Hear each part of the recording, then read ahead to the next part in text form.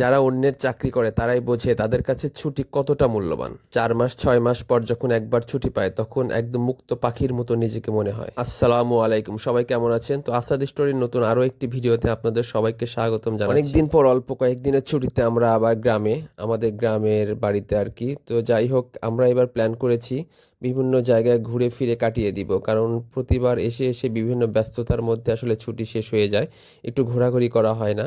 তো এবার আমরা দুজনেই হচ্ছে প্রথম দিন যেই বের হয়েছিলাম নাটোরে। আমাদের নাটোর শহর নাকি আগের চেয়ে অনেক সুন্দর হয়ে গেছে, ওই সৌন্দর্য উপভোগ করার জন্যই আমরা বের হয়েছিলাম নাটোর। আসলে আমরা প্ল্যান করেছি, কিছু কাজ ছিল আর কি, তো কাজের সাথে সাথে হচ্ছে আমাদের ঘোরাও হলো কাজও হলো। তো নাটোর শহরে ঢোকার পরেই আসলে আমার চোখে পড়লো যে বিভিন্ন রকমের ফুলের দোকান বসিয়েছে। তো ফুল দেখলে তো আমার আসলে খুব ভালো লাগে। তো আমার মনে হচ্ছিল যে একটু ফুল কিনি আর না কিনি, একটু দাম তো করা যাক।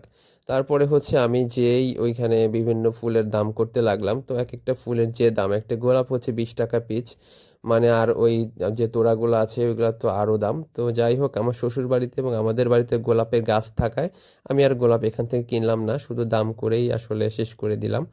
আমার প্রিয়জনকে বললাম যে তোমাকে একটা ফুল গিফট করি, উনি আবার বলছে যে না, দরকার নাই, এত টাকা দিয়ে ফুল কিনে গিফট করার কোনো প্রয়োজন নাই, তুমি আমাকে বাড়ি থেকেই আমার গাছ থেকে দিও।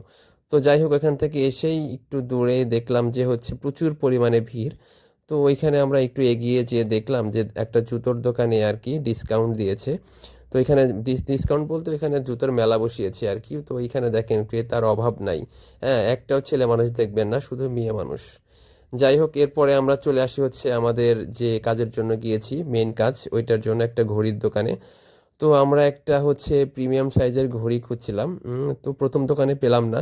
এরপরে ওই ভাই হচ্ছে আরেকটা দোকানের লোকেশন দিল, রানা ভাইয়ের দোকান। তো এইখানে এসে হচ্ছে ভাইকে আমি বলছিলাম যে মোটামুটি গোল্ডেন কালারের একটা, আপনার হচ্ছে একবারে বেশিও না একবারে কমও না, মিডিয়াম দামের মধ্যে একটা ঘড়ি দেখান।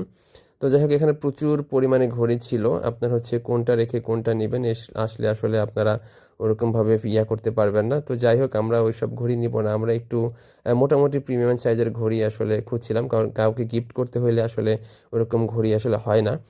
তো ভাই হচ্ছে আমাকে দেখাচ্ছিল নতুন যে কালেকশনগুলো এসেছে রিসেন্ট, মানে 2-1 দিনের মধ্যে এসেছে এই ঘড়িগুলো আর কি।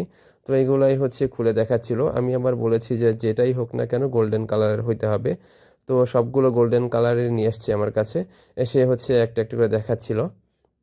তো প্রথম ঘড়িটা হচ্ছে আমি দেখেই পছন্দ হয়ে গিয়েছিল, কারণ ঘড়িটা মোটামুটি অনেক সুন্দর। তো এইটার ভিতরে আবার হালকা একটু কালো কালো স্পট ছিল। তা আমি আবার একটু বেশি খুঁতখুঁতে, তো মানে যে কোনো একটা স্পট বা কোনো কিছু থাকলে ওইটা আর আমার নিতে ইচ্ছে করে না। যার কারণে ভাইকে আমি দেখাচ্ছিলাম যে একটু কালো কালো দাগ আছে, এটা একটু চেঞ্জ করে দেন। তো যাই হোক, ভাই হচ্ছে ওইটা চেঞ্জ করে আমাকে আরেকটা দিয়েছিল। তো ওইটা পছন্দ হওয়ার পরে ঘড়িটা নিয়ে নিলাম আমরা। তো ঘড়ি নিয়ে হচ্ছে আমরা আবার চলে আসলাম একটা সোনার দোকানে, মানে জুয়েলার্সের দোকানে। তো এখানে আসছি হচ্ছে একটা ছোট্ট একটা গয়না কেনার জন্য। তো যাই হোক, এখানে হচ্ছে আমরা দামদার করে ওই গয়নাটা আর নেওয়া হলো না, কারণ হচ্ছে প্রচুর পরিমাণে দাম। তো যাই হোক, ওইখান থেকে আমরা চলে আসি, আসার পথে দেখলাম যে ওয়াজ মাহফিল হচ্ছে। তো এখানে ভাবলাম যে ওয়াজ মাহফিল থেকে একটু জিলাপি কিনে নিয়ে যাই। তো জিলাপির দোকানে এসে দেখি যে আপনার সব জিলাপির প্লেট খালি। হ্যাঁ, জিলাপির প্লেটে কোনো জিলাপি নেই, সব বিক্রি হয়ে গেছে, মানে দোকানদার একজন আর ক্রেতা হচ্ছে 100 জন, যার কারণে হচ্ছে সাপোর্ট দিতে পারছে না। এখন হচ্ছে সিরিয়াল ধরে থাকতে থাকতে সবাই বিরক্ত হয়ে এখানে মারামারি লাগিয়ে দিয়েছে। আমাদের কপাল খারাপ, কারণ আমরা হচ্ছে জিলাপি কিনতে পারলাম না। তো আজকের ভিডিওটা এই পর্যন্তই, সবাই ভালো থাকবেন, আল্লাহ হাফেজ।